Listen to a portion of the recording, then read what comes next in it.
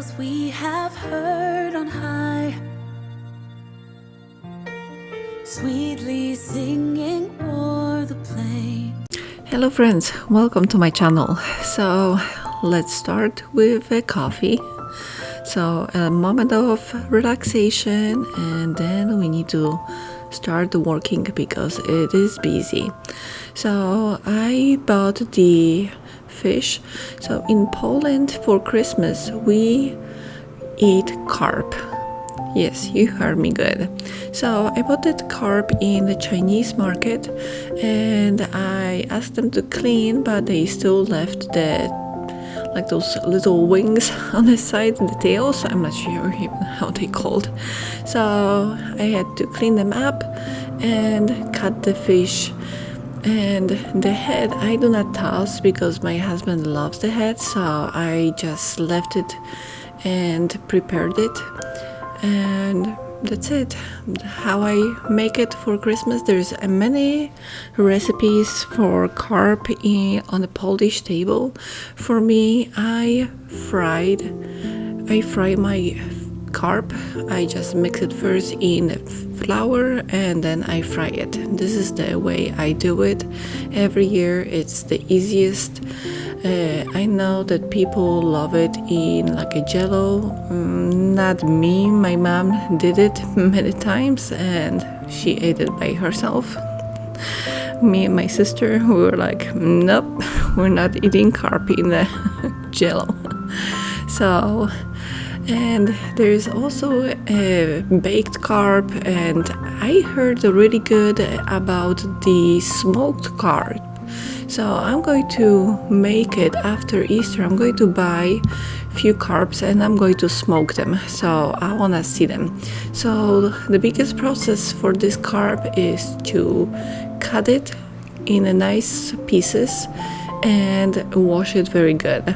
This way I am ready for Christmas when I have to do fish, and I'm going to pack it in a Ziploc bags and freeze it. Angels we have heard on high,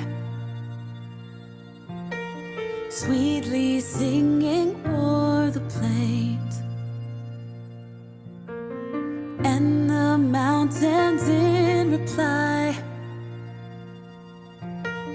echoing their joyous strains. Gloria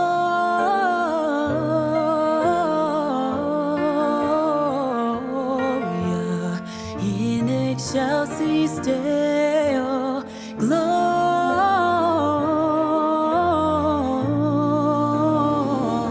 Gloria in excelsis Deo. And for the carp, also I put like salt and pepper only, and I leave it on the side so it gets the spices together, and then I fry it. This way it is ready and delicious with salt and pepper. And this is for my husband, so I'm just going to cover it up and leave it.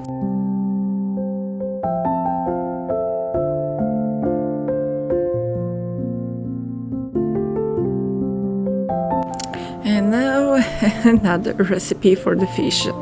So Baltic people, and we eat a lot of herrings. Yes, we love herring, and we make so many things with the herring. Marinated, I think they even fry it too. So for that I am making a vinegar, like a marinade. So I need onions, pepper, bay leaf and allspice, and a little bit of a sugar, just tiny bit of the sugar. And that I'm going to add 1 cup of vinegar, but remember this is a 5%. If you have a 10% vinegar, you need to add more water. So 1 cup of 5% vinegar and 3 cups of water, and now you just have to boil it. And I'm going to cut the onions and mix it in the hot water.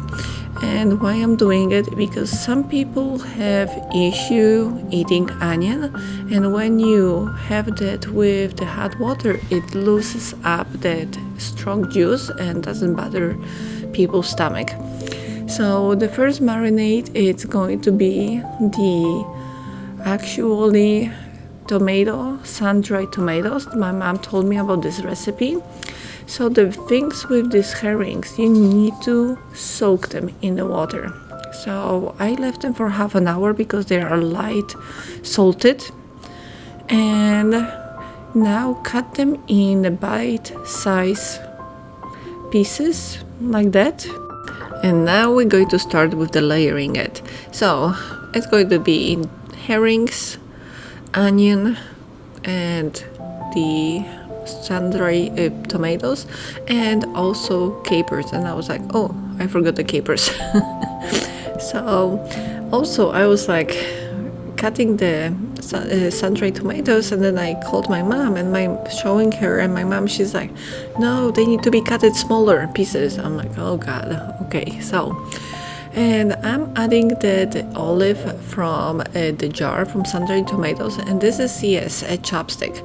So I'm just helping myself to open up the space in between the layers so that oil goes in deeper, and it is ready. Just close it and leave it in the refrigerator. And this is the last recipe for herring, is we call it rollmops, and we're going to roll this. So just put spicy brown mustard. If you have access to a Polish store, it's the mustard called Sarepska. I'm going to link that mustard in the Amazon link. It's a really good mustard.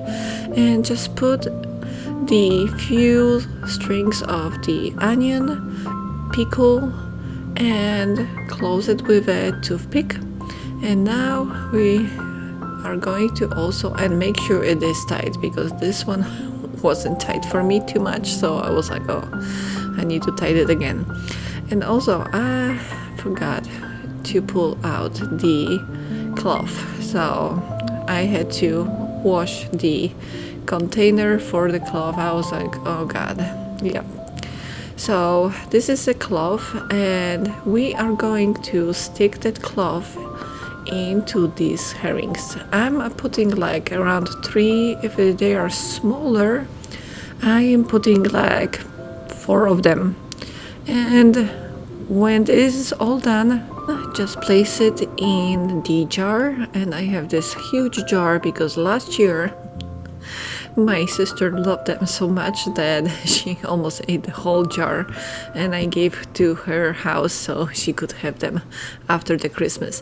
So just put that cold, remember it needs to be cold, vinegar juice, and put also those onions from that juice that we just cooked, and just tied it up and leave it in the refrigerator, and we are done. And I'm doing these herrings a week before Christmas.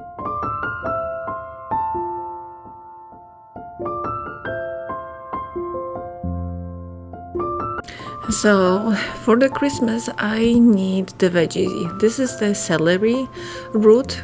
So I'm going to make a mushroom soup.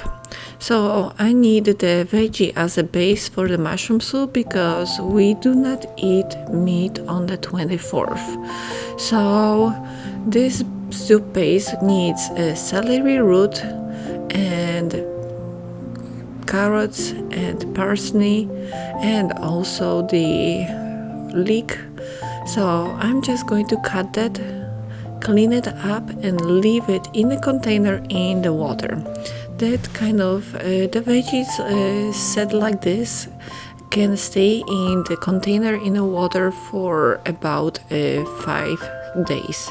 So this way it's going to save me a time, so I don't have to do it again. And with a leek, make sure guys you clean it, because look how much dirt there was. So clean the leek really good. You don't want to have a sand in your soup. Oh, come all ye faithful,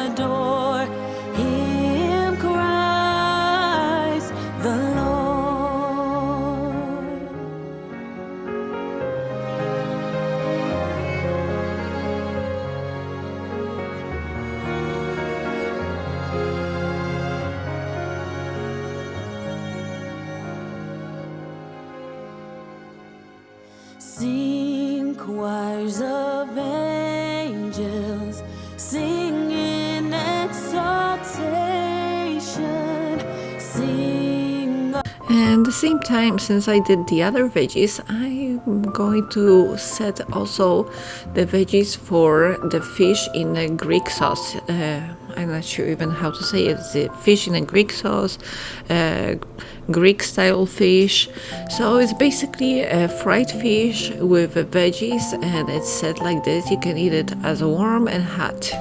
And it is time to clean up after all the mess and relax.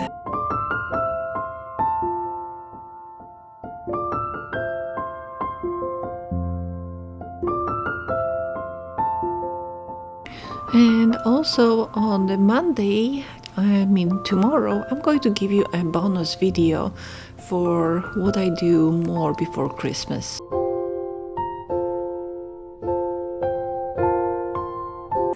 So today I'm just going to tell you a little bit more about the Polish traditions and what we do on Christmas and why we do that on Christmas. So just a little bit of the history, and it was quite fun to do research even on some of the facts of the Polish tradition. So this beautiful wreath is the Advent wreath. And actually I did the research about that Advent wreath because I had no even idea about some facts. So apparently it was made in 1839 in Germany, in Hamburg, by one of the priests over there. It was in a school of orphans, and he made it to just festive the atmosphere for the first Sunday of Advent. And he attached a few candles, those 4 candles, into the wooden, like a circle. And that idea evolved into like a green branches. So in Polish traditions, the Advent wreath were hung from the ceiling, and the colors of the candle were often matched to the liturgical colors, so purple and pink. It is amazing tradition. On the first Sunday of the Advent, we take that beautiful wreath into our church, and the priest bless that wreath. And then each Sunday, starting with the purple candles, we burn each candle on each Sunday. I still have a little bit left of the second candle. That's why I'm burning it right now too. The third one is almost done, and I don't want some of my ornaments on this wreath to be burned, so I just stopped it on time. So that is kind of traditions in a Polish house for the Advent wreath. And I was quite impressed by the history of the Christmas tree. So I'm sorry, I'm just going to read the history because it's so many details that I had no even idea about. So the apparently Christmas tree is a relatively new tradition. Similar rituals have existed in Poland for centuries. Homes were decorated with spruce, fir, or pine branches attached to walls, doors, and fences. And in some regions, spreading branches or cut tops were decorated with apple, nuts, waffles, decorations, like waffle decorations, and placed above the table. Such a Christmas decoration was called podłażniczka, God's tree, or paradise orchard. It was supposed to ensure prosperity in the following year and protect the home from the evil forces. So I guess the tradition moved on to, instead of the apples and nuts, to the ornaments that we have, the modern ornaments, I would say. When I was a kid, I still do remember having candies on my Christmas tree when I was a kid. And fun story. So my mom, she was putting the candies on the Christmas tree, and I guess my sister was pretty smart. she was pulling out the candy from the wrapper, and there was like a little paper around the candy still. So she was putting that paper, like rolling it, putting back in the wrapper and tidying it up. So it looked like it's a full candy. But a few times my dad actually had that kind of like a bad situation when he unluckily grabbed the candy where there was only a paper, no candy actually. So now my sister had no troubles, but it was quite funny that he actually was the lucky one. She knew which one she pulled it. That's even impressing more. So that's the story. And there's like a quite impressive also story about the Christmas tree. Green branches on the Christmas tree refer to biblical tree of life and the tree of knowledge of good and evil. Like we put on the top of the Christmas tree very often a star, and that star is actually a star of Bethlehem, and that gets the three wise men, that guides three wise men. Candles, they refer the symbolic light of life or directly to the birth of Jesus as light coming into the world. So that's quite impressive. And so few Christmas traditions in Poland. A big tradition, we put hay under the tablecloth. And what I mean about that, so this I was able to buy in the Polish store that I just went in Phoenix. This hay we put under the tablecloth, and I'm going to use this Jesus for my decoration of on the table. So the Christmas tablecloth, it's very often in Poland white.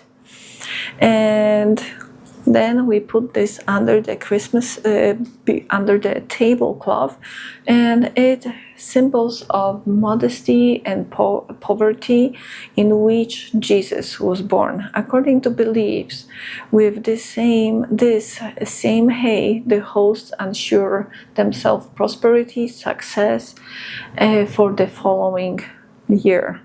So a lot of symbolic meaning behind that year, behind that hay. Mostly, I know that it was to symbolize that Jesus was born in the like a barn, and it symbolized that poorness, that we welcome him in our house.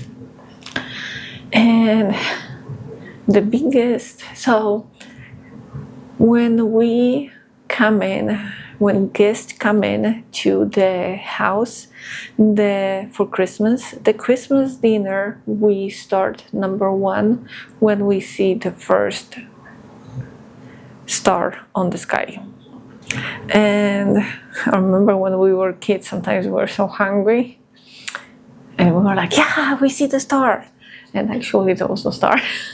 But we were so hungry, we wanted to eat. But that's actually symbolizing the Star of Bethlehem showing up on the sky. This is why we Polish people eat that Christmas Eve dinner when the first star shows up on the sky. And you may ask, what if there is a cloudy sky?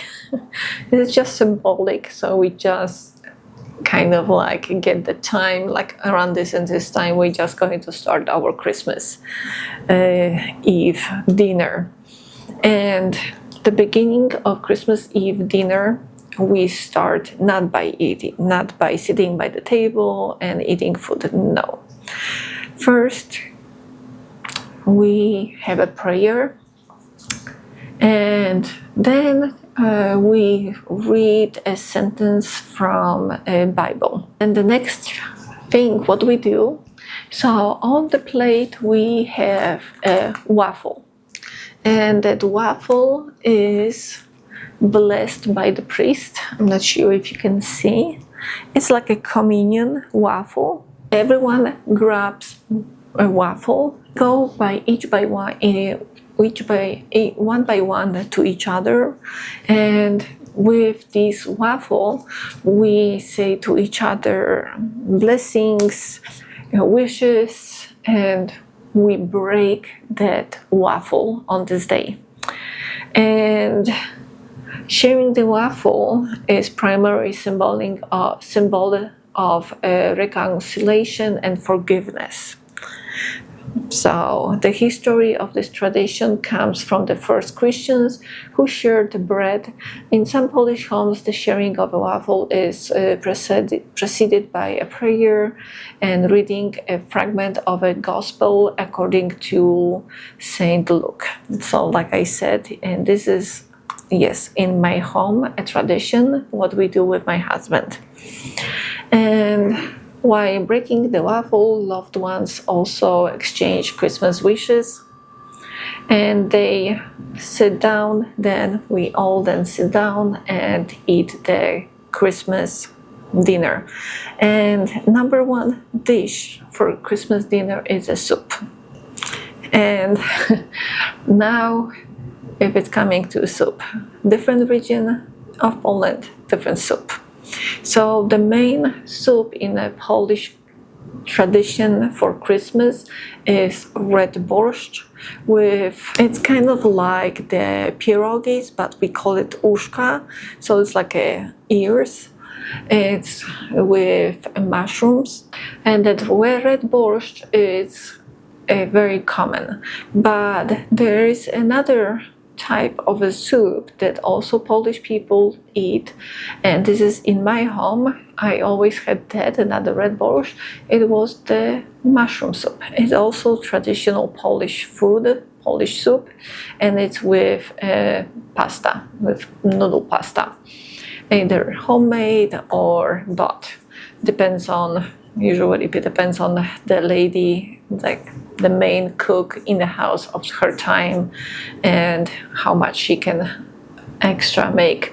Yeah, I made already a few times my own homemade pasta for my guests, family and friends.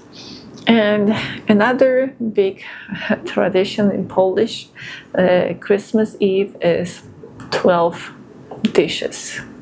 Yes, we have to have 12 dishes on the table. It's kind of a lot, but those 12 dishes represent 12 apostles of Jesus. And it was said that, I still remember that, it was said that you have to at least try from each dish. It means that if you try from each dish, from those 12 dishes on the Christmas Eve day, you are not going to be hungry for the entire coming year. So if you want to or not, you still have to try them. A big Polish tradition for Christmas Eve is we do not eat meat on a Christmas Eve. So dishes are either veggies or fish. The the main Polish fish that it was adopted during the communist country, because it was the cheapest fish, I would say, is carp. Yes, you heard me well. It's a carp soup. So, fun fact, I still remember that in Poland, you were buying a live carp, and it was not the stores like here in the Chinese store that you'll buy live carp. They will kill the carp for you. They will clean the carp, and you just have to cook it. In there, you bought 1 or 2 live carps. Then you brought that live carp. Of course, you bought that live carp like a day before the Christmas Eve or 2 days before that Christmas day. And did you kill it right away? No. So those live carps were ending up in the tub. Yes, you heard me well. I wish I would find video of that I could share with you.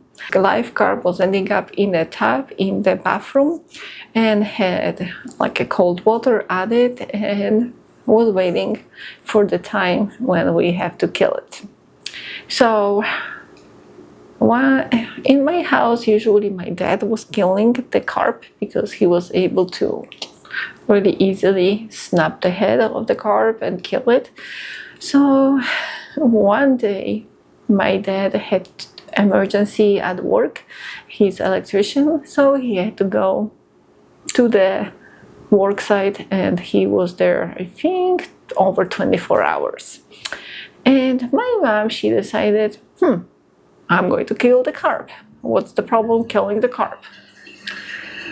Yeah, that was the problem. She eventually killed the carp, but she butchered that carp, let me say it that way. The blood of that poor carp was everywhere. Sorry for the graphic kind of words, but I was like with my sister, now we have to clean the kitchen again. We were like, why did you do that? So that was her first time of trying to kill the carp, and last time, not anymore.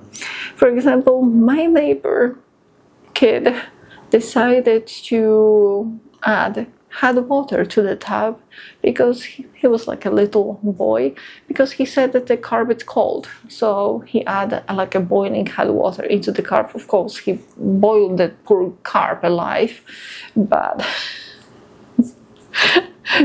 that's kind of quite funny.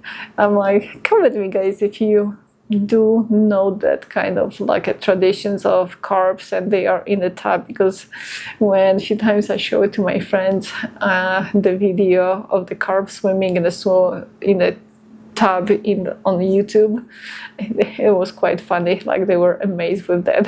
So this is the traditional Polish Christmas. On a Christmas day, on the 25th, yes, we do eat. We put the meat on the table, we enjoy, because Jesus was already born. And 24, it's just before he was born, so we still kind of like have that waiting process. This is why in Polish traditions we do not eat any meat on the 24th. Then we go to church at midnight and we celebrate the birth of Jesus. So let me know, comment me, what is the tradition in your house for the Christmas and the holidays that you do, if you have any.